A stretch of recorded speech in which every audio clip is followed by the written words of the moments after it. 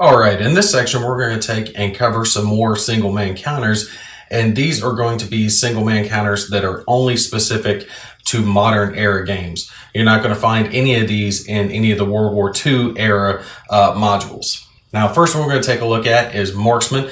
I've got an example on screen for you now, and you kind of think of these guys as like a poor man's sniper. They have many of the same rules applicable to them.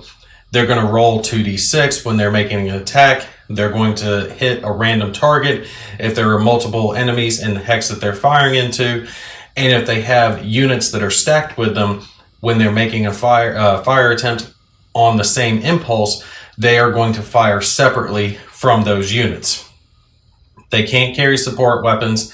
They can self-rally and can make spotting attempts. And they're also non-melee eligible units. Now, the big thing for our marksmen is the fact that they do not get the target modifier bonus that snipers do. So just like I mentioned in my sniper video, that snipers will double the target modifier of whatever hex that they're in.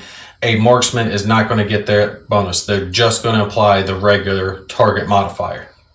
Now, the next one we're going to look at is our advisors. These are guys that are going to take and help motivate the troops in their hex. I've got an example laid out here for us. Now, you'll notice when looking at the advisor counter that he does not have an inherent firepower or range. He does have a morale and movement factor like normal, but he does not have the ability to fire on his own just as he is. He's more there to help motivate the other troops in his hex.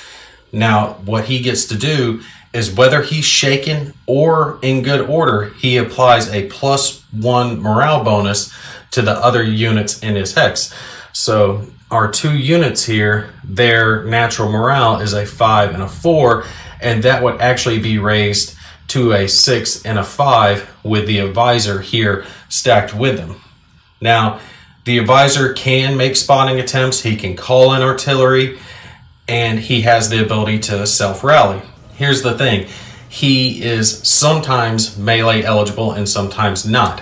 As I have him laid out here, he is a non-melee eligible unit. However, if he is equipped with a support weapon that is melee eligible, like this bar, that makes him a melee eligible unit. So our advisors can conduct combat on their own if they're carrying a support weapon, and they're melee eligible if they're carrying a melee eligible support weapon.